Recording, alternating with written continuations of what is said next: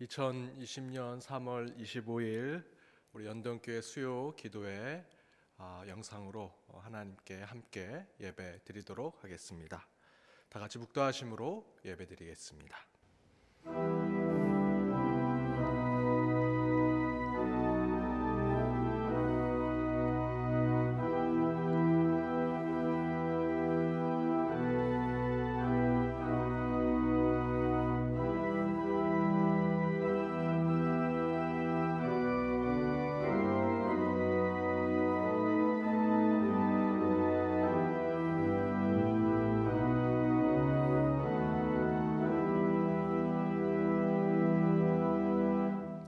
다른 이로서는 구원을 얻을 수 없나니 천하인간의 구원을 얻을 만한 다른 이름을 우리에게 주신 일이 없음이니라.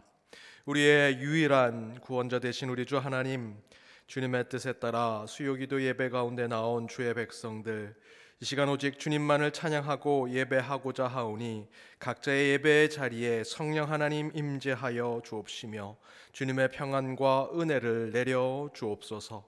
주님, 코로나19 사태로 온 국민이 어렵고 힘든 시간을 보내며 전 세계가 전염병의 공포에 떨고 있습니다. 주님의 뜻을 깨닫게 하시되 지금의 이 시련을 반드시 이겨내게 하시고 지금의 이 역경을 심판으로 받아들이기 이전에 하나님의 구원과 사랑을 먼저 경험하고 그것을 세상에 전하는 저희가 되게 하여 주옵소서. 사랑의 하나님, 아프고 상한 심령과 병든 몸으로 이 예배에 나온 주의 백성들 기억하여 주옵시며 태중부터 주님께 지음받았던 그 모습 그대로 다시 온전케 회복되게 하여 주옵소서. 각자의 삶의 자리에 말벌탄 사정과 아픔으로 주님께 기도하는 심령들이 또한 이 자리에 있습니다. 그들의 마음을 붙잡아 주시고 위로하여 주옵소서. 오늘 이 시간 어떠한 문제라도 이 영상을 통해 함께 예배 드릴 때 주님께서 신속한 응답을 허락하시고 찬양 가운데 평안을 찾게 하시며 말씀 가운데 지혜와 결단이 있게 하여 주옵소서. 이 모든 간구 예수님의 이름으로 기원 드리옵나이다. 아멘.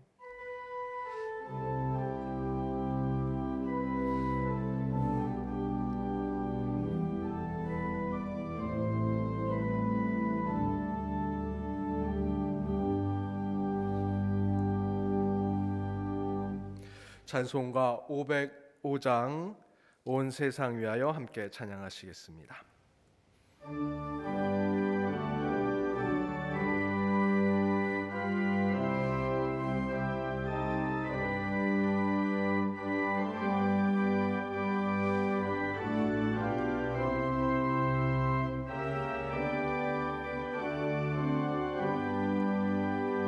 온 세상 위하여 나 복음 전하리.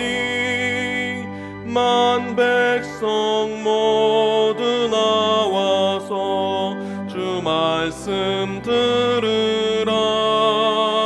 죄 중에 빠져서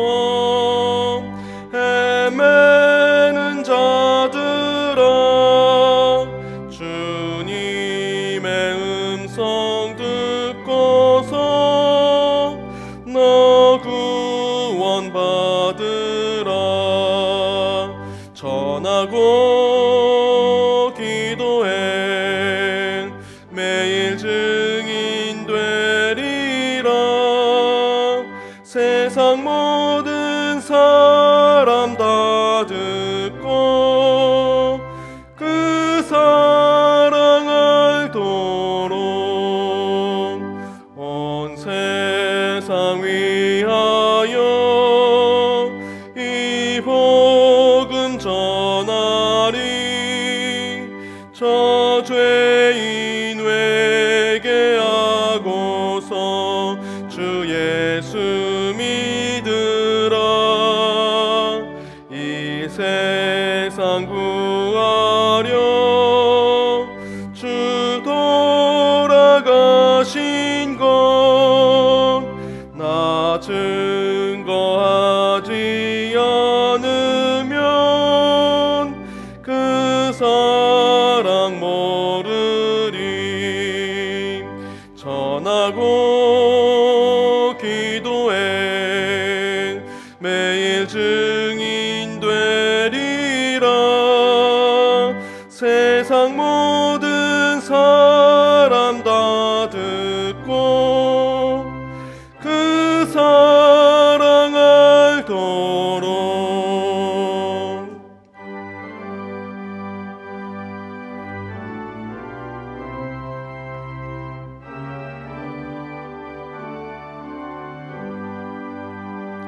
온 세상 위하여 주 은혜 임하니.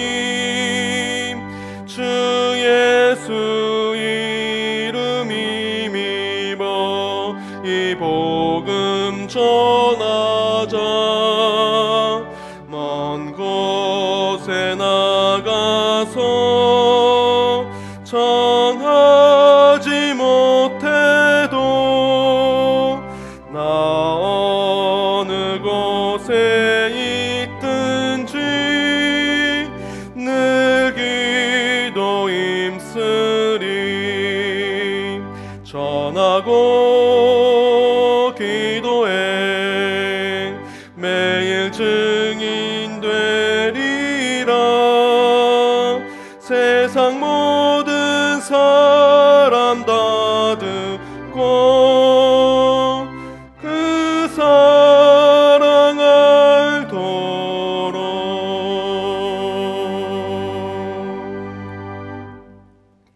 오늘 하나님이 주신 말씀은 구약성경 예레미야 29장 4절에서 7절과 11절, 그리고 신약성경 누가복음 19장 41절에서 44절 말씀입니다.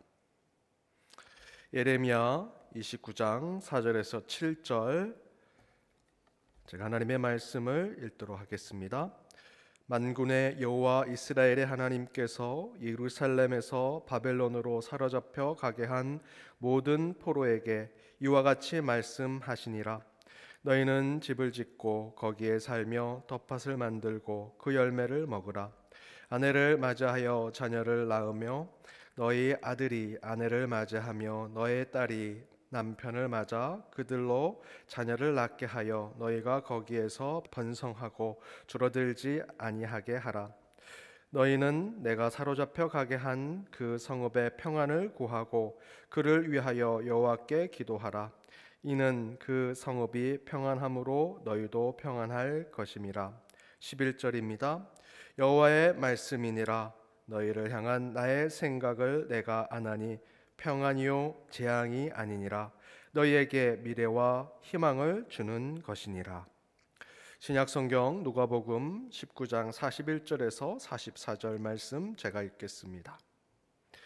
가까이 오사 성을 보시고 우시며 이르시되 너도 오늘 평화에 관한 일을 알았더라면 좋을 뻔하였거니와 지금 내 눈에 숨겨졌도다. 날이 이를지라 내 원수들이 도튼을 쌓고 너를 둘러 사면으로 가두고 또 너와 및 그 가운데 있는 내 자녀들을 땅에 메어치며 돌 하나도 돌 위에 남기지 아니하리니 이는 내가 보살핌 받는 나를 알지 못함을 인함이니라 하시니라.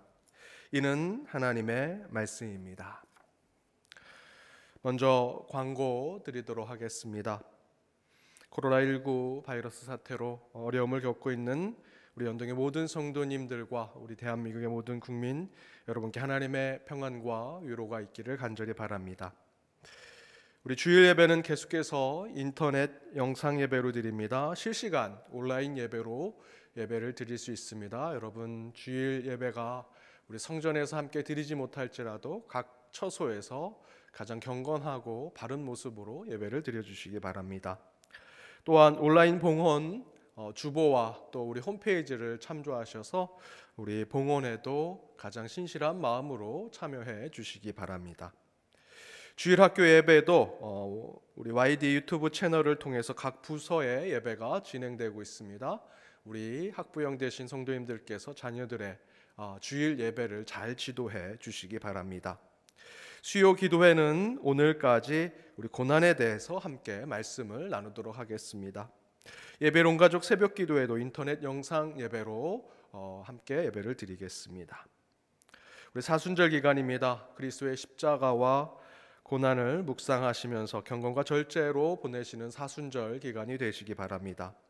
YD 유튜브 채널에 많은 관심과 참여를 바랍니다. 주일 예배 실시간으로 영상으로 함께 참여하실 수 있고 코로나19 극복을 위한 연동 기도 릴레이가 매일 저녁 6시에 올라갑니다. 여러분 함께 1시간씩 우리 코로나19 사태로 인한 우리 나라와 민족 또 교회와 우리 연동의 모든 성도들을 위한 중보기도의 시간에 함께 동참해 주시기 바랍니다. 연동의 별이 빛나는 밤에를 통해 우리 성도님들의 간증과 삶을 함께 나눌 수 있습니다. 함께 참여해 주시기 바랍니다. 그 외에 예배 및 설교 영상이 계속해서 업로드되고 있고 또한 연동 가정오락관 특송 찬양 사역 영상 등이 계속해서 올라가고 있습니다. 여러분 유튜브 채널을 통해 우리 교회 사역들 또 신앙과 우리 교제를 함께 나눠주시기 바랍니다. 한식 합동 추모 예식은 저희들 코로나19 사태로 개별 성묘로 대신하고자 합니다. 추모 예식 순서지는 홈페이지에서 다운로드 받으실 수 있고요. 교회 경비실에서 받아가시면 되겠습니다. 우리 문화선교부에서 이번 코로나 사태로 우리 웹 디자인과 또 영상 편집에 관련된 우리 자원봉사자가 많이 필요한 상황이 되었습니다. 여러분 많이 좀 참여해 주시고 또한 봉사로 사역에 동참해 주시기 바랍니다. 문의는 이근영 목사님께 해주시면 되겠습니다. 우리 교회 실내 및 가나의 집 방역은 매주 2회씩 실시하고 있습니다. 우리 성도들의 건강과 더불어 우리 교회 방역을 위해서도 기도를 부탁드립니다.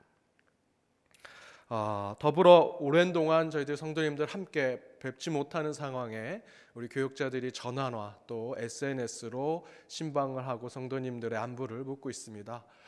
그곳에 머물지 마시고요. 우리 성도님들 서로 오랜 동안 구역 예배를 하지 못하고 또 소그룹 모임에 함께하지 못해서 전화나 SNS로 우리 선동님들끼리 우리 교우들끼리 함께 서로 좀 안부도 묻고 인사하는 시간을 좀 가지셨으면 좋겠습니다. 이제 곧 우리 성전에 모여서 예배를 드릴 겁니다. 그 전에 먼저 우리 성도님들이 서로 교류하고 서로 인사와 안부를 묻는 시간을 가지셨으면 좋겠습니다. 전화 한 통화 해주시고요. 문자 하나 보내주시면 좋겠습니다. 더불어 지난주 말씀드렸던 대로 우리 교회가 우리 교회 주변에 있는 지역사회를 돕고 있습니다. 넓게는 우리 종로구청에 그리고 대구 지역 교회에 우리가 후원금을 보냈고요. 그리고 연동복지재단을 통해서 많은 구제 사역들을 감당하고 있습니다. 오늘은 지난 주일날 말씀드렸던 면 마스크 나눔 캠페인에 여러분 함께 하고자 합니다. 먼저 잠깐 영상을 보도록 하겠습니다.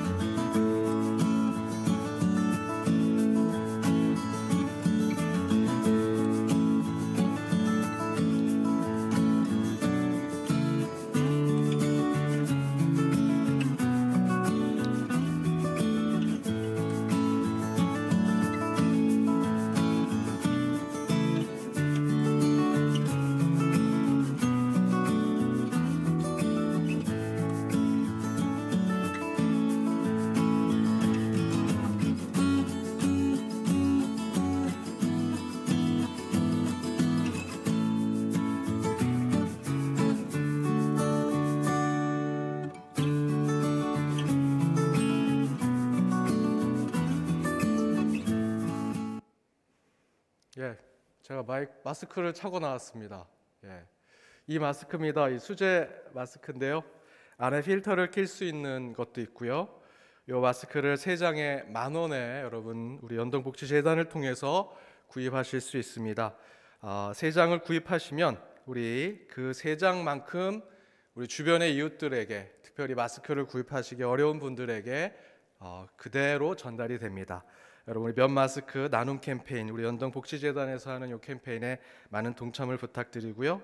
신한은행 계좌로 보내주시면 저희들 이것을 좋은 곳에 사용하도록 하겠습니다. 네, 말씀 전하도록 하겠습니다. 우리 사순절 기간 저희들 2주 동안 고난에 대해서 말씀을 전하고 있습니다. 지난주에는 우리가 겪는 고난, 우리 인간에 대한 고난에 대해서 말씀을 나눴고, 오늘은 세상이 겪는 고난에 대해서 말씀을 나눠보고자 합니다. 특별히 세상을 겪는 고난이라고 하는, 세상이란 표현 옆에 괄호를 쳐서 도시라고 하는 표현을 썼습니다. 도시가 겪는 고난에 대해서 말씀을 나누는데 왜 우리가 도시가 겪는 고난에 대해서 말씀을 나눠야 하는가? 저는 2가지 이유를 한번 살펴보고자 합니다. 첫 번째는 성경에서 이 도시에 대한, 세상에 대한, 우리가 살고 있는 주변에 있는 도성에 대한 고난을 이야기하고 있기 때문이다라는 것입니다. 오늘 본문 예레미야 말씀과 누가복음 말씀이 그것을 이야기하고 있습니다. 먼저 예레미야 말씀을 보시면 만군의 여호와 이스라엘의 하나님께서 예루살렘에서 바벨론으로 사로잡혀 가게 한 모든 포로에게 이와 같이 말씀하신다라고 하시면서 장소를 2가지를 이야기하는데, 2곳을 이야기하는데 그것이 모두 도시입니다. 예루살렘 도시와 바벨론 도시로 이동하게 되는 말씀을 전하고 있습니다. 그곳에 너희는 집을 짓고 거기서 살며 텃밭을 만들고 그 열매를 먹으라. 아내를 맞이하여 자녀를 낳으며 너희 아들이 아내를 맞이하며 너희 딸이 남편을 맞아 그들로 자녀를 낳게 하여 너희가 거기에서, 그 도시에서 번성하고 줄어들지 않게 하라. 그리고 너희는 내가 사로잡혀 가게 한 그 성읍의 평안을 구하고 라고 이야기하고 있습니다. 여기서 이 성읍은 우리가 살고 있는 도시, 도성, 우리가 살고 있는 마을과 동네를 이야기합니다. 그를 위하여 여호와께 기도하라. 이는 성읍이 평안함으로 너희도 평안할 것임이라. 내게 주시는 하나님의 축복으로 내가 평안을 누리는 것이 아니라 내가 살고 있는 도시, 내가 살고 있는 성읍, 내가 살고 있는 그 동네에 하나님께서 축복하시고 평안을 주심으로 내가 평안을 얻게 될 것이다 라고 이야기하고 계십니다. 누가복음의 말씀에 보면 가까이 오사 성을 보시고 오시며 이르시되, 예수님께서 성을 보고 그 성 곧 예루살렘 도성을 이야기합니다. 그 예루살렘을 보시고 우십니다. 너도 오늘 평화에 관한 일을 알았더라면 좋을 뻔하였거니와 지금 내 눈에 숨겨졌도다. 날이 이를지라 내 원수들이 도튼을 쌓고 너를 둘러, 여기서 너는 예루살렘 도성을 이야기하죠. 너를 둘러 사면으로 가두고 또 너와 및 내 가운데 있는 내 자식들을 땅에 메어치며 돌 하나도 돌 위에 남기지 아니하리니 이는 내가 보살피 받는 나를 알지 못함을 인함이라 라고 말씀하고 계십니다. 하나님의 평화는 단순히 내 개인에게만 주어지는 것이 아닙니다. 내 가족, 내가 일하는 일터, 그곳에만 머무는 것이 아니라 내가 있는 그 땅, 그 땅에 있는 도시와 성읍과 도성, 바로 그곳에 하나님의 평안과 축복이 있을 때 진정한 축복이 나에게도 온다라는 것을 전하고 있습니다. 따라서 우리는 하나님의 평안, 우리는 이것을 샬롬이라고 이야기합니다. 이 샬롬을 이야기할 때 반드시 그 샬롬, 하나님의 평안은 내 개인에만 머무는 것이 아니라 내가 있는 도시와 마을과 그 주변 지역까지 다 포함이 되어 있다라고 생각하셔야 합니다.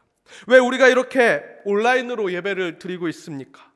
목숨처럼 지켜야 할 이 예배를, 예배 처소에 모여서 함께 예배 드려야 할 이것을 우리는 지켜야 하지만, 때로는 이 예배 때문에 이웃에, 우리 이 교회 주변에 있는 누군가에게 위협이 되고 위험한 어떤 일들을 줄 수 있다고 생각이 된다면 때로는 우리가 이 예배를 다르게 생각해 볼 필요가 있는 것이죠. 하지만 여러분, 예배는 모이는 것이 기본이 되어야 합니다. 히브리서 10장 25절에 이렇게 증거되어 있습니다. 우리 각 가정에서 함께 한 목소리로 읽어보겠습니다. 모이기를 패하는 어떤 사람들의 습관과 같이 하지 말고 오직 권하여 그날이 가까움을 볼수록 더욱 그러하자. 초대교회는 모이는 것이 기본이었습니다. 초대교회가 어떤 것으로 그 정체성을 나타냈겠습니까? 두 사람, 세 사람이 함께 모여서 예배를 드릴 때 그곳에 성령 하나님이 함께 하셨던 것이지요. 지금은 코로나 사태 때문에 잠시 이렇게 우리가 예배를 드리지만 우리의 기본은, 믿는 자들의 기본은, 교회의 기본은 함께 모이는 곳에 있습니다. 왜냐하면 교회는 함께 모여 예배 드릴 때 그 가운데 깊은 영성이 나오는 것입니다. 이곳에 모여야만 이 교회 지역과 동네와 마을과 이 도성을 우리는 생각할 수 있기 때문이지요. 따라서 지금은 우리가 모이지 못할지라도 곧 모여서 예배 드릴 것을 항상 사모하면서 기도하며 나아가셔야 합니다. 두 번째, 왜 이 도시에 대한 고난을 우리가 이야기하는가? 두 번째는 우리 연동교회 역사 때문입니다. 여러분이 아시는 것처럼 연동교회는 1960년대 이전까지 과거로 본다면 지금의 대형교회와 같은 교회였습니다. 1994년 교회가 세워지고 사대문, 특별히 동대문 바로 옆에 있는 이현 또는 배옥의 시장이라고 하는 현재 광장시장으로 청계천을 옆에 두고 종로의 상인들과 갓파치들 그리고 일꾼들이 큰 시장을 이루게 됐습니다. 그곳에 사람들이 모이고 상권이 커지면서 한양에서 가장 많은 사람들이 모이는 곳이 바로 이 지역이 되었습니다. 특별히 1905년에 일제가 화폐 정리 사업을 단행하면서 종로의 상인들의 기반이 흔들리자 고위 관리였던 김종한과 종로의 거상이었던 현재 두산그룹의 창업자인 박승직 그리고 장두연 이 3인이 의기투합해서 광장 주식회사를 만들었습니다. 그것이 바로 이 동대문 시장의 관리를 만드는 아주 중요한 계기가 되었습니다. 바로 그 동대문 시장이 현재 광장시장, 이 청계천에 두 개의 다리가 있었습니다. 광교와 장교가 있었는데 그 광교와 장교 사이에 그 시장이 벌어진 것을 두고 광장시장이라고 했던 것입니다. 그때 당시에는 이 남대문 시장이 더 컸습니다. 그럼에도 불구하고 우리나라 사람들은 이 동대문 시장이 광장시장에 사람들이 모였습니다. 왜냐하면 일본 사람들이 이 남대문 시장의 상권을 다 쥐고 있었기 때문입니다. 그래서 우리나라 사람들의 생각과 의지가 담겨져 있는 시장이었던 이 동대문 시장, 곧 지금의 이 광장시장에 더 많은 사람들이 모이기 시작했습니다.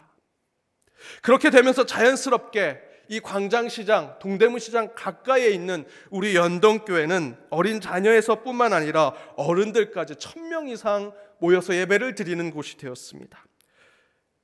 당시로는 대형교회와 같은 곳이 되었죠. 그렇게 전쟁 때까지, 6.25 전쟁 때까지 한국교회의 중심적으로 우리 연동교회는 계속해서 성장해 갔습니다. 그럴 수 있었던 이유는 도시의 발전과 우리 교회의 성장이 서로 맞물려 있었던 것입니다. 이 지역이 사람들이 모이고 발전하고 사람들이 막 함께하는 곳이 되었으니 이 연동교회도 사람들이 모이는 부흥하는 교회가 되었던 것입니다. 그렇게 수십 년 연동교회가 대형교회, 큰 교회로 자리를 지키다가 서울 도시의 새로운 개발이 이루어지기 시작합니다. 종로를 중심으로, 사대문을 중심으로 있던 한양, 이 서울이 점점점 확장됩니다. 나중에는 강남 쪽에 있는 부심지가 발전하기 시작했고요. 그 이후로는 그 서울 외곽 지역에도 많은 주택가들이 지어지고 서울 바깥에 신도시가 만들어집니다. 그러면서 우리 연동교회는 크기와 숫자와 영향력이 조금씩 줄어들기 시작합니다. 60년대에는 신흥교회들이 세워집니다. 여기 6.25 전쟁 이후에 이북 도민들이 월남에서 함께 모여 한경재 목사님을 중심으로 세운 영락교회가 성장하고 부흥하기 시작합니다. 또한 천막교회로 시작한 조용기 목사님의 중심이 된 여의도 순복음교회는 날로 성장해서 세계에서 가장 큰 교회가 됩니다. 이후 70년, 80년대에는 한강 이남, 강남 지역의 사람들이 주택가를 짓고 살기 시작하면서 소망교회와 사랑의 교회, 또 광림교회 같은 대형 교회들이 강남에 세워집니다. 그리고 90년대에는 서울 내외에 신도시들이 개발됩니다. 따라서 서울 외곽 지역에 많은 사람들이 그쪽으로 이사를 가고 그쪽으로 가게 됨으로써 명성교회 또는 지구촌교회, 분당과 일상의 큰 교회들이 세워지기 시작합니다. 동시에 우리 연동교회 성도님들도 종로를 중심으로 살고 계셨던 분들이 조금씩 부심지로, 외곽지로, 또 신도시로 나가시게 되었지요. 제가 왜 이렇게 길게 서울시의 역사를 이야기했느냐? 우리 연동교회의 변화와 매우 깊은 관련이 있기 때문입니다. 연동교회는 도시의 역사와 깊은 관계를 가지고 부흥하고 성장하는 교회입니다. 교회만 달랑 있는 것이 아닙니다. 주변의 지역, 우리 마을, 우리 동네가 어떻게 변하는 것에 따라서 우리 교회도 달라졌기 때문입니다.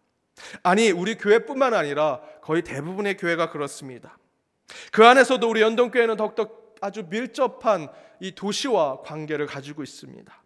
그래서 저는 바로 이런 의미에서 도시에 대한 말씀을 전하고자 하는 것입니다. 더 나아가서 도시의 이 고난에 대해서 함께 말씀을 나누면서 이 사순절 기간에 하나님이 원하시는 도성, 그리고 그 도성 안에 있는 교회의 역할이 무엇인가, 특별히 우리 연동교회는 지금 이 종로 한복판에 있는 이유가 무엇일까, 이 도성이 겪는 고난 가운데 연동교회가 가진 하나님의 사명이 무엇일까를 함께 나눠보고자 합니다.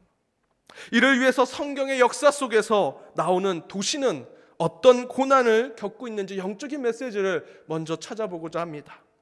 첫 번째 성경에 나와 있는 도시는 에덴입니다. 에덴 동산은 창조 세계 최초의 도시라고 할 수 있습니다. 에덴 동산의 특징은 첫 번째, 이미 완벽한 도시라는 것입니다. 완벽한 도시.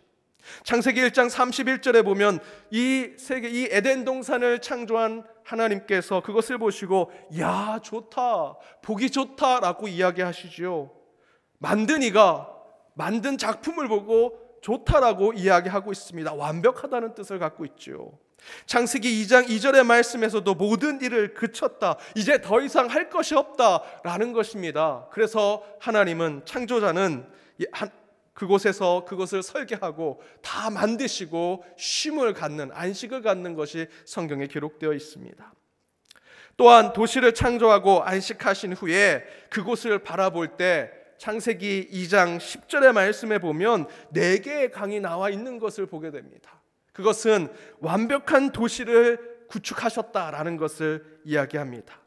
에덴은 하나님께 창조하신 가장 첫 번째 도시요, 가장 완벽한 도시임을 성경은 증거합니다.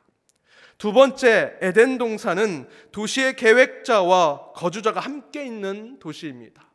그 이야기는 곧 이 도시를 만들어낸 사람이 자기도 그곳에 거주할 뿐만 아니라 더불어 그곳에 거주하는 사람들이 함께 어울려 살아가는 가장 이상적인 도시를 설명하고 있습니다. 세 번째, 에덴 동산은 목적과 사명이 있는 도시입니다. 창세기 1장 28절에 보면 번성하라, 충만하라 라고 이야기하고 있습니다. 인간이 이 땅에 하나님께서 에덴 동산을 허락하시고 이 땅을 허락하신 이유는 그곳에 번성해야 될 목적을 가지고 있는 것입니다. 충만해야 될 목적을 가지고 있는 것이죠. 창세기 1장 28절을 문화명령이라고 합니다. 우리는 그러한 사명을 받고 이 땅에 있다라는 것이죠. 또한 창세기 2장 19절에는 아담을 통해서 각각의 에덴 동산에 있는 생물들에게 이름을 지어주도록 합니다. 이 이야기는 곧 에덴 동산, 하나님께서 가장 먼저 이 땅에 창조하신 도시였던 에덴에서는 그곳에 사는 이들 안에 목적과 사명이 있었다라는 것입니다. 가장 완벽하고 이상적이고 영적인 도시였습니다. 그에 반해 바벨이라는 도시가 있습니다. 바벨은 에덴으로부터 타락한 인간의 도시를 이야기합니다. 그 특징은 첫 번째, 에덴은 기쁨이라는 뜻을 갖고 있습니다. 따라서 에덴 자체로 하나님은 기뻐하십니다. 그런데 그 뜻과 반대로 바벨은 하나님을 기쁘게 하지 못하는 도시입니다. 하나님께 영광을 돌리는 에덴과 달리 창세기 11장 4절의 말씀에 보면 바벨탑을 쌓는, 곧 여기서 이 바벨탑은 진짜 높이 올라가는 바벨탑을 이야기하는 것이 아니라 바로 인간의 탐욕이 쌓여져 있는 도성을 이야기합니다. 바로 인간의 이름을 내자, 우리가 함께 힘을 합치자라고 이야기하면서 인간의 탐욕을 표현합니다. 인간이 저 높이 올라가려고 하는 욕심을 표현하고 있습니다. 하나님께 영광을 돌리지 않습니다. 인간의 이름을 드러내려고 합니다. 인간의 모습을 더욱더 높이 올리려고 합니다. 두 번째는 하나님을 대신해 우상을 섬기는 도시다라고 얘기할 수 있습니다. 바벨의 뜻은 성경의 표현대로 얘기하면 혼돈이라고 할 수 있습니다. 하지만 정확하게 히브리어 원어로 본다면 바벨이란 뜻은 신의 문, 하나님이 되는 통로라는 뜻을 갖고 있습니다. 곧 바벨을 통해 우리는 하나님이 될 수 있다라는 것이지요. 따라서 창세기 11장 3절과 4절에 보면 바벨탑을 지을 때 어떻게 짓느냐, 그것의 표현이 곧 출애굽에 하기 전 이스라엘 백성들이 애굽에서 고통과 아주 어려움을 겪었을 때 그곳에서 벽돌을 짓고 그 벽돌을 쌓는 그 고생스러운 모습과 매우 비슷한 것을 기록하고 있습니다. 그것은 그 안에 엄청난 권력이 있음을 보여주고 있는 것입니다. 그 바벨 안에는 엄청난 노예들이 살고 있음을 이야기하고 있습니다. 또한 세 번째, 하나님께 심판받는 도시로서의 바벨을 이야기합니다. 11장 7절에서 8절에 보면 하나님의 심판이 나오십니다. 하나님께서 얘기하신 것은 그 지면에 그들을 다 흩어버리겠다. 계속해서 한 곳에 모이는 것입니다. 우리가 하나님이 되자, 하나님 높이 올라가자, 우리가 세를 합하자, 이름을 내자 할 때 하나님께서 그것이 잘못됐다 하시고 심판하시면서 에덴 동산이 가졌던 다양한 모습들, 여러 가지를 함께 인정하는 모습들을 만들어내고자 하셨습니다. 이와 같이 에덴과 바벨, 이 도시가 갖고 있는 이 역사가 구약시대 전반의 역사 속에 기록되어져 있습니다. 에덴과 바벨은 서로 이 구약의 역사 가운데 이렇게 갈라져 있습니다. 첫 번째는 하나님이 보여줄 땅과 갈대아 우르가 같이 갈라져 있습니다. 하나님이 보여줄 땅과 갈대아 우르가 서로 갈라져 있는데, 하나님이 보여주실 땅은 아브라함에게 하나님께서 아브라함에게 명령하셨던 그 땅을 이야기합니다. 그러나 갈대아 우르는 너의 고향과 친척과 아버지의 집, 내가 머물렀고 그곳에 있으면 어떤 연줄도 잡을 수 있고 지연도 잡을 수 있고 학연도 잡을 수 있는 곳입니다. 그러나 그곳을 떠나 아직 어딘가 보이지 않지만 하나님이 지시할 땅으로 가라고 하십니다. 바로 하나님이 보여줄 땅, 지시할 땅이 에덴이요, 갈대아 우르는 바벨과 같은 곳입니다. 두 번째는 애굽과 하나님이 약속하신 땅 두 곳을 서로 에덴과 바벨로 생각할 수 있습니다. 애굽은 어떤 곳입니까? 이스라엘 백성들이 노예로 살고 있던 곳이지요. 그곳에 비돔과 라암셋이라는 도성이 있었습니다. 그곳에 엄청난 성들을 지었습니다. 엄청난 무덤들을 지었습니다. 그곳에는 하나님이 있지 않습니다.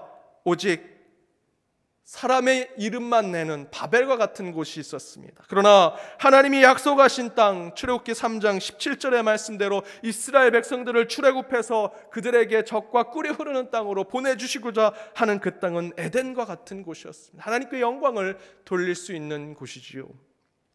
마지막 세 번째는 바벨론과 예루살렘입니다. 본문으로 읽었던 예레미야 29장 4절의 말씀대로 바로 그곳이 예루살렘이지요. 그 예루살렘으로 가고자 하는 마음, 바벨론에서 예루살렘으로 해방을 받고 하나님께 자유를 얻어 가야 하는 것이 우리 믿는 자들의 여정이라 할 수 있습니다. 이렇게 구약 성경에서는 에덴과 바벨이 곳곳에 다른 도시를 통해서 연결지어져 가고 있습니다. 하나님의 땅과 대신에 하나님 대신에 우상을 섬기려고 하는 세속의 땅, 그 도시가 서로 계속해서 대립돼서 나오는 역사가 구약의 시대의 역사입니다. 이 역사를 전체 통틀어서 결론적으로 말씀드리면 이 두 성의 차이는 바로 이것입니다. 하나님께 영광을 돌리는 곳이냐, 하나님께 예배를 드리며 제사를 드릴 수 있는 곳이냐, 아니면 우상을 위한 곳이냐. 에덴에서는 늘 하나님과 함께 있었습니다. 하나님과 함께 있는 것이 제사를 드리는 것이요, 예배지요. 그러나 에덴에서 쫓겨난 백성들은 바벨탑을 쌓으면서 자신의 이름을 내려고 합니다. 자신이 하나님보다 더 높아가려고 합니다. 우상을 만드는 곳이 되었습니다. 구약의 역사는 바로 이 두 가지 역사로 이어집니다. 하나님께 영광을 돌리는 곳이냐, 우상을 만드는 곳이냐. 여기서 도시가 고통을 받는 것은 바로 우상을 섬길 때, 하나님께 영광을 돌리지 않을 때 일어나는 것입니다. 에덴은 하나님께 온전한 영광을 돌리는 삶을 유지할 때 전혀 문제가 없었습니다. 그러나 아담과 하와가 그 선악과를 따먹고 내가 하나님의 눈을 갖겠다, 하나님처럼 되겠다라고 하는 우상이 그 가운데 생겼을 때 에덴은 타락한 곳이 되었습니다. 바벨은 어떻습니까? 인간의 이름을 내는 명예와 권력이 우상으로 나타날 때 바벨탑은 고통의 탑이 되었지요. 그렇다면 신약에서는 이 두 도시에 대한 영적 싸움 가운데 하나님의 뜻이 어떻게 전달되어 갈까? Why Cities Matters라고 하는 책을 쓴 스티븐 엄은 이렇게 이야기합니다. 구약 성경의 내용에 따르면 하나님은 원래 백성과 함께 거하는 장소로 도시를 계획하셨다. 우리는 이 사실을 에덴 동산에서 확인했고 또한 예루살렘 성전을 통해서도 확인했다. 그리고 이스라엘의 유배 또한 본질적으로는 예루살렘에 있던 하나님의 임재로부터 추방된 사건을 의미한다는 사실도 알게 되었다. 이로부터 한 가지 질문이 떠오르게 된다. 과연 하나님은 다시금 자기 백성과 더불어 도시에 거하실 것인가?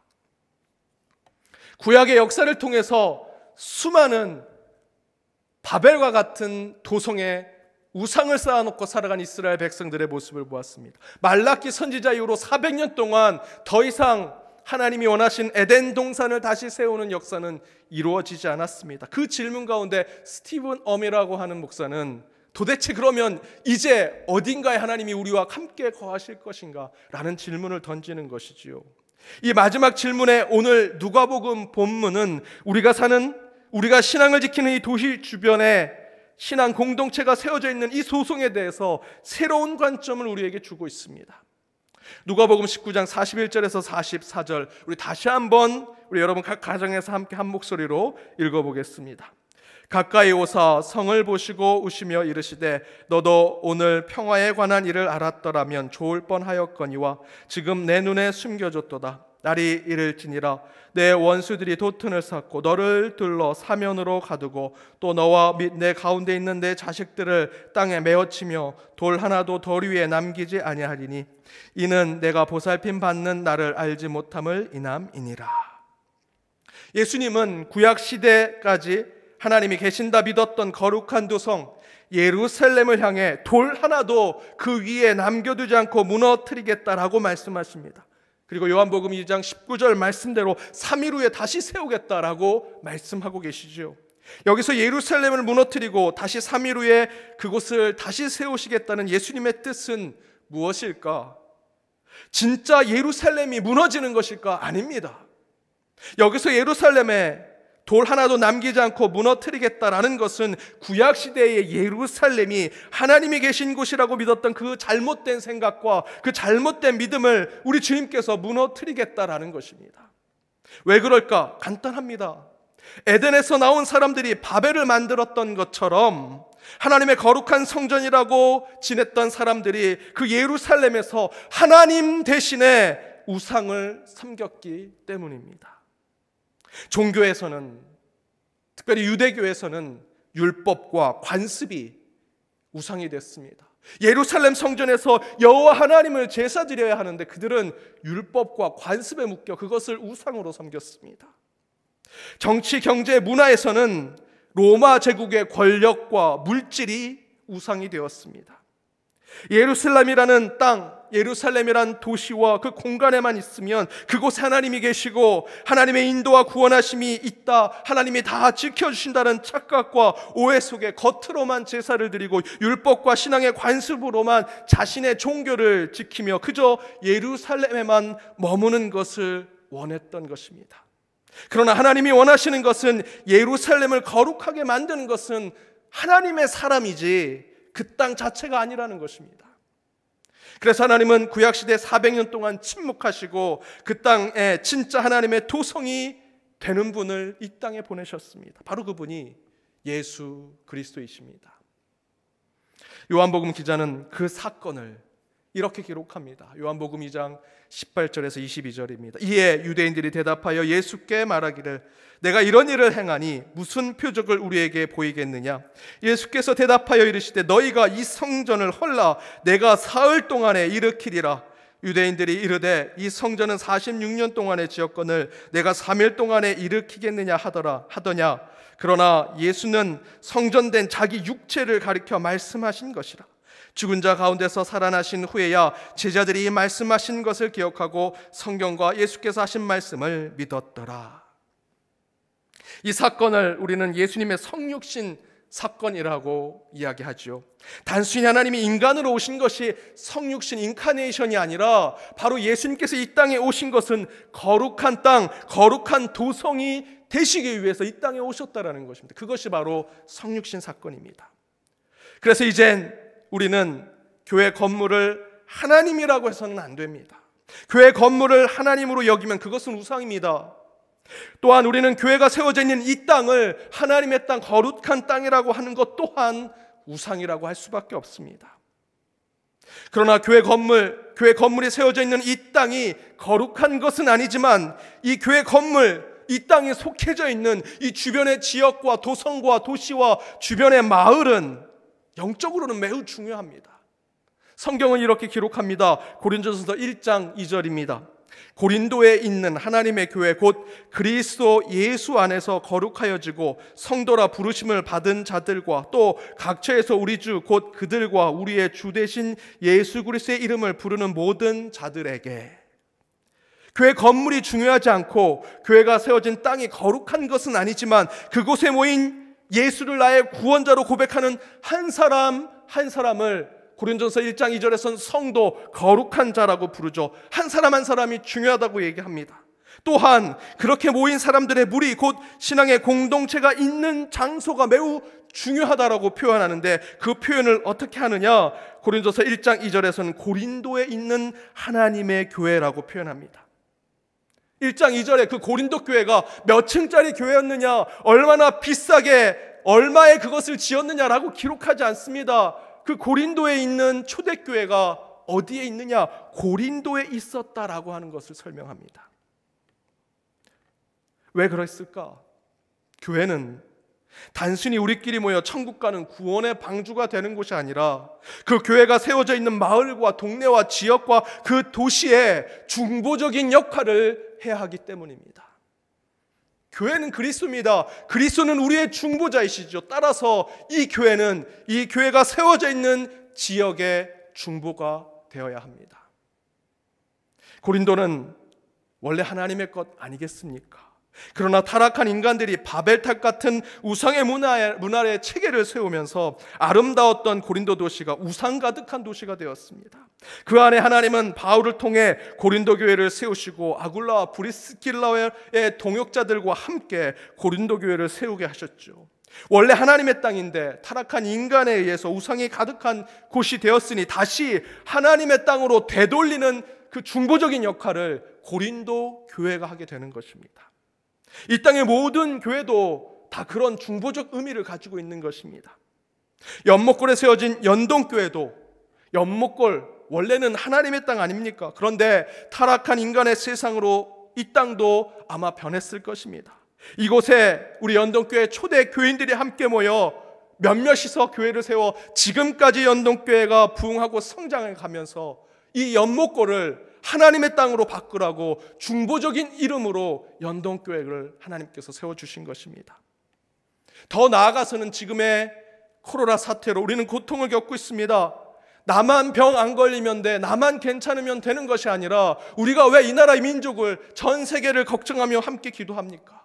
하나님이 이 땅이 타락한 마귀와 사단의 것으로 변화되었지만 이제 우리 한 사람 한 사람이 교회가 되어 각 지역에 세워진 교회가 중보자가 되어서 지금의 이 고통받는 도시와 세상을 변화시키라고 우리를 보내시고 교회를 이곳에 세워주신 것입니다. 이처럼 이제 우리는 지금의 교회와 우리 교회가 세워진 도시, 이 마을의 관계를 성경의 말씀을 통해서 깨달았습니다. 그렇다면 지금 이 시대에 하나님께서 우리 연동교회, 특별히 종로 5가에 더 크게는 서울 한 중심에 세워주신 의미가 뭘까? 이 고난 가운데 우리 연동교회가 해야 할 일은 무엇일까? 저는 두 가지 측면에서 지금 이 세상, 이 도성 가운데 우리 연동교회가 이곳에 여전히 있는 것이 무엇인지 살펴볼 필요가 있다 생각합니다. 먼저는 여전히 이 종로 5가 연못골 지역에 하나님의 사랑이 필요하기 때문입니다. 두 번째는 연동교회를 섬기는 곳곳에 흩어진 연동의 성도들을 통해 하나님께서 하실 일을 찾아야 하기 때문입니다. 먼저 첫 번째, 연동교회가 세워진 바로 이 자리에 고난을 회복해야 한다는 것입니다. 연동교회는 종로구 김상옥로 37번지에 세워져 있습니다. 우리 교회 주소입니다. 여러분 좀 암기해 주십시오. 서울시 종로구 김상옥로 37번지에 우리 교회가 세워져 있습니다. 그렇다면 우리 교회는 바로 이 주소를 중심으로 교회 주변에 고난 가운데 있는 자들, 고난을 겪는 이 지역 모든 것들을 다 챙기는 교회가 되어야 합니다. 이를 위해서 우리 교회는 작년부터 연동복지재단의 사역을 점점 더 키우고 있습니다.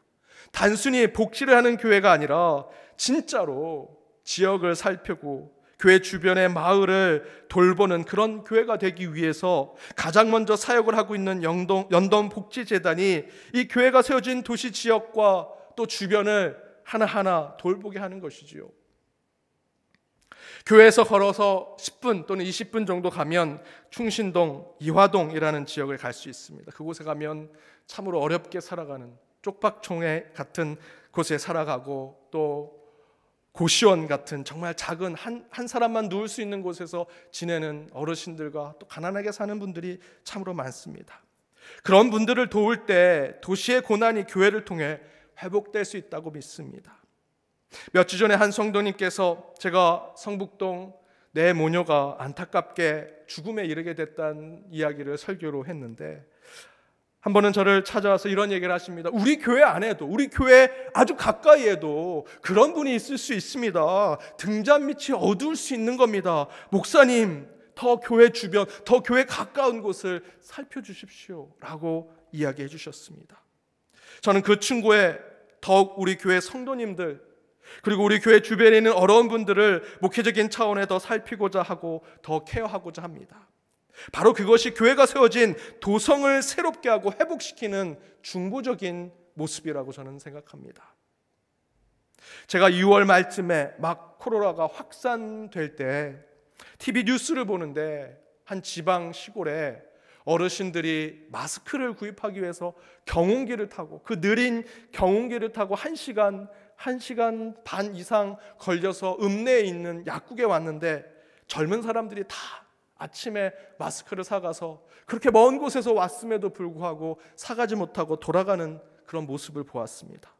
그 모습을 보고 불현듯 저는 우리 교회 주변에 특별히 충신동 우리 연동복지재단이 섬기고 있는 어렵게 살아가시는 분들에게 이것이 필요하겠다 생각해서 우리 복지재단에 이사로 계신 장로님과 상의를 했습니다. 저녁 늦은 시간까지 함께 상의하면서 우리가 어떻게든 도와드리자 생각하고 구체적인 실행 방안들을 함께 찾아갔습니다. 그리고 다 절차를 거쳐서 그분들을 돕기 시작했습니다. 그래서 이미 저희는 2주 전, 3주 전 공적 마스크가 제공되기 전에 우리 연동복지재단이 돕고 있는 분들에게 마스크를 전달해 드릴 수 있었습니다. 그에 대해서 제가 인터넷 예배 광고 시간에 말씀드렸듯이 이 마스크를 가지고 후원해 주시고 도와주시는 분이 많이 계시고 더불어 아까 말씀드렸던 대로 수제 마스크를 우리 복지재단에서 만들어서 더 많은 분에게 나누려고 또한 준비하고 있습니다. 저는 바로 이런 작은 실천, 작은 도움, 작은 부분에 이 지역사회를 챙기고 돕는 이런 봉사들이 진짜 도성을 돕는 교회의 중보적인 역할이라고 믿습니다.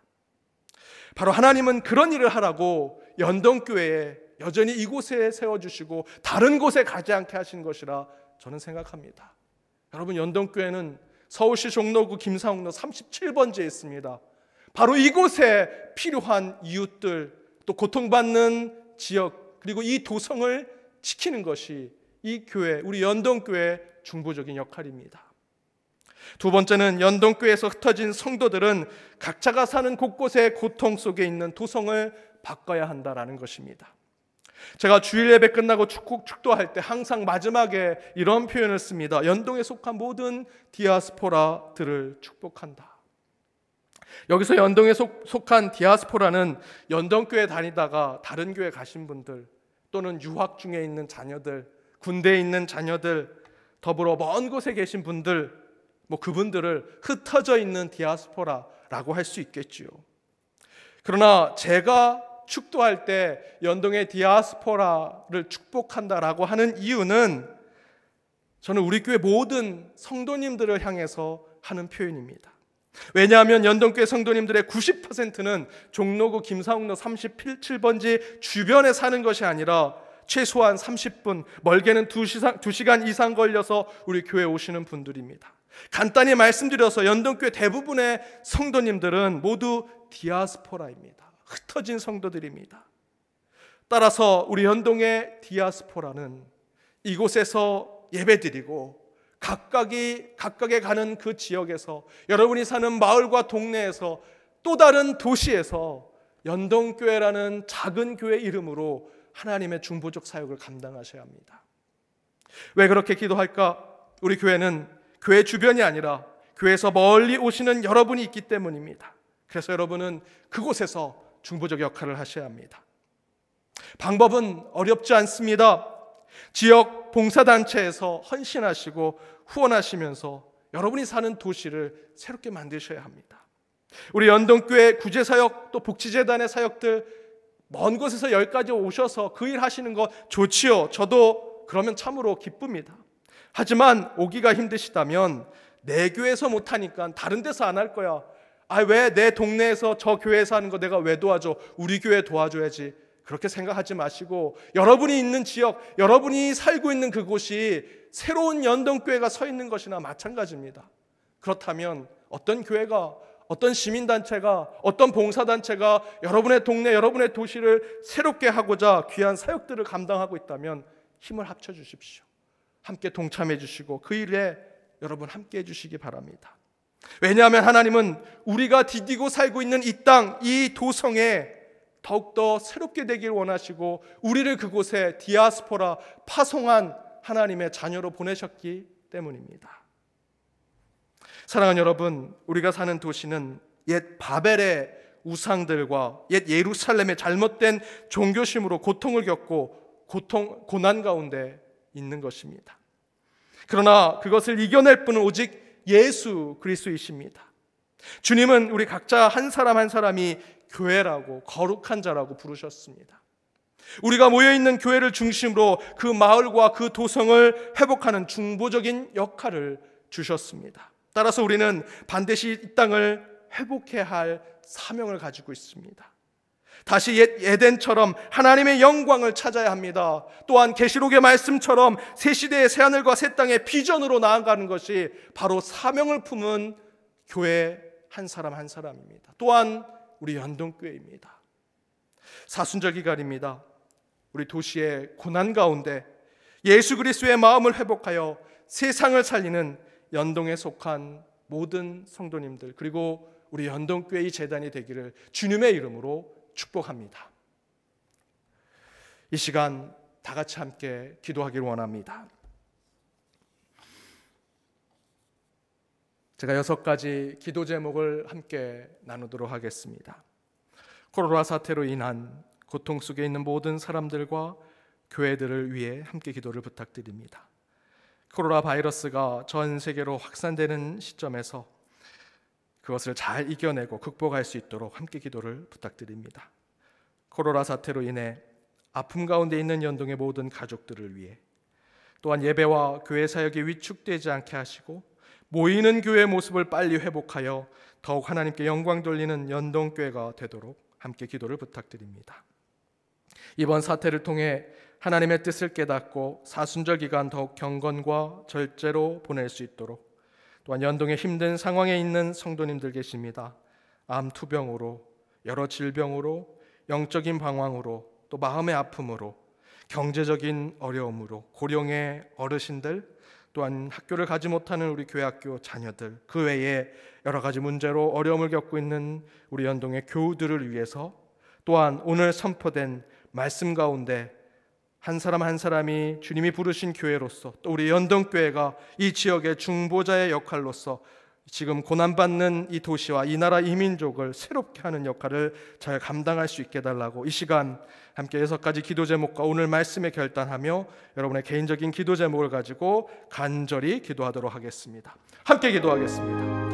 하나님 감사합니다. 주님께서 이곳에 오셔서 임재하시고 각자 예배드리는 이곳에 이 수요 기도회가 새롭게 되는 하나님의 능력을 체험케 하여 주옵소서. 주님께서 저희들에게 오직 믿음, 오직 구원, 오직 예수를 허락하셨음을 저희들 믿사오니 이 시간 저희들 주님 앞에 간절히 예배를 드리며 나아가는 이곳에 온전한 하나님의 영광이 드러나게 하여 주옵소서. 보이지 못했습니다. 그러나 저희들이 있는 그 처소, 저희들이 있는 그 가정에, 예배드리는 모든 그 장소에 하나님께서 임재하셔서 거룩하게 구별하게 하여 주옵소서. 저에게 은과 금이 없을지라도 오직 나사렛 예수 이름으로 나가는 자들 되게 하여 주옵시며, 이를 통해 저희들에게 회복과 능력이 있게 하시고 다시 모일 때까지 지금의 이 신앙과 믿음을 지키게 하여 주옵소서. 오늘 나가신 말씀을 붙들고 나아갑니다. 주님, 저희들이 한 사람 한 사람 교회로서 부름을 받았습니다. 우리 연동교회가 126년 동안 주님의 은혜 가운데 성장하고 부흥하였습니다. 왜 이곳에 세워져 있는지, 저를 왜 그곳에 보내셨는지, 그 도성과 그 마을과 그 도시를 다시 한번 생각하게 하여 주옵소서.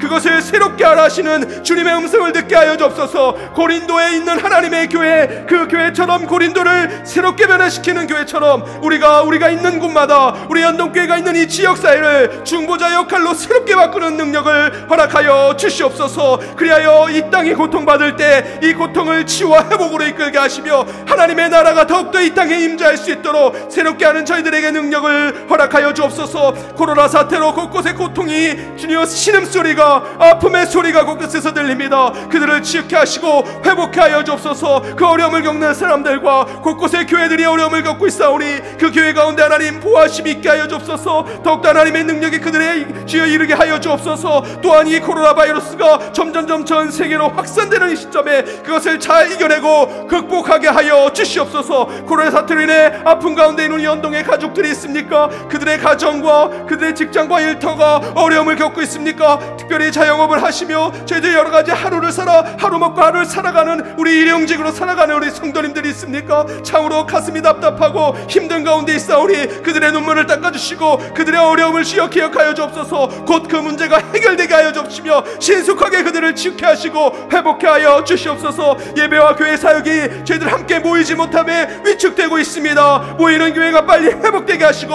하나님께 영광 돌리는 이 교회가 되게 하여 주옵소서. 찬양 소리가 울려 퍼지게 하여 주옵소서. 기도 소리가 끊이지 않게 하여 주옵소서. 곳곳에 우리의 자녀들의 웃음소리가 들리는 교회가 되게 하여 주시옵소서. 하나님의 뜻을 깨닫고 이 사태를 통해 참된 하나님의 능력을 다시 한번 깨닫게 하여 주옵소서. 위대하신 하나님의 능력 가운데 심판이 아니라 구원하신 하나님을 저희들 보게 하여 주옵소서. 저희를 저주가 아니라 주여 자비와 긍휼을 베푸신 하나님을 만나게 하여 주시옵소서. 사순절기가 더욱더 경건과 절제를 보낼 때 더욱더 깊은 영성을 회복하게 하여 주옵소서. 연동에 힘든 상황에 있는 이들이 있습니다. 암 투병으로 저희들 치유받고 있는 그들 가운데 주님께서 함께 하셔서 먼저 위로하시고 그 몸속에 찌꺼기를 체하게 하여 주옵소서. 영적인 방황 가운데, 마음의 질병 가운데, 경제적인 어려움 가운데 우리 어르신들과 교회학교 자녀들에게 모두 하나님의 은총이 임하게 하시고 그들 가운데 축복이 있게 하여 주시옵소서. 아버지 믿습니다. 하나님은 아프게 하시다가도 싸매시며 상하게 하시다가도 나의 손으로, 그의 손으로 고치시니라. 은혜가 풍성하신 하나님, 주님께서 허락하신 수요기도에 저희들 각자의 자리에서 함께 모였습니다. 주님께서 허락하신 이 시간 세상과 구별되게 하여 주옵소서. 주님께서 저희에게 오직 예수, 오직 구원, 오직 믿음을 허락하셨사오니 주님만을 바라보게 하시며 믿음으로 말씀으로 결단하게 하여 주옵시고 오직 구원받는 자로서 이 말씀으로 세상에 실천하는 저희들의 삶이 되게 하여 주옵소서. 주신 말씀 붙들고 나아갑니다. 옛 바벨의 우상과 예루살렘의 잘못된 종교심으로 이 땅이 여전히 고난을 겪고 있습니다. 아픔을 겪고 있습니다. 곳곳에 신음소리가 들립니다. 그 가운데 그 모든 것을 구원하시고자 이 땅에 오신 예수 그리스도를 만나는 저희들 되게 하여 주옵소서. 주님께서 저희를 한 사람 한 사람 교회로 부르셨음을 믿습니다. 저희들이 흩어진 교회로서 곳곳이 있는 곳에 새롭게 하는 자들, 중보의 역할을 온전히 감당하게 하여 주옵소서. 연동교회를 이곳에 126년 동안 그대로 지키게 하신 이유를 깨닫게 하여 주옵소서. 이곳을 새롭게 하길 원하시는 주님의 뜻을 받들어 우리 연동교회가 참된 이 땅의 중보자의 역할을 감당하게 하여 주옵소서. 단순히 지역사회뿐만 아니라 대한민국의 중보자 같은 교회가 되기를 원하오니 더욱더 주여 주님께서 허락하신 큰 믿음 허락하시며 의연한 신앙을 갖게 하여 주시옵소서.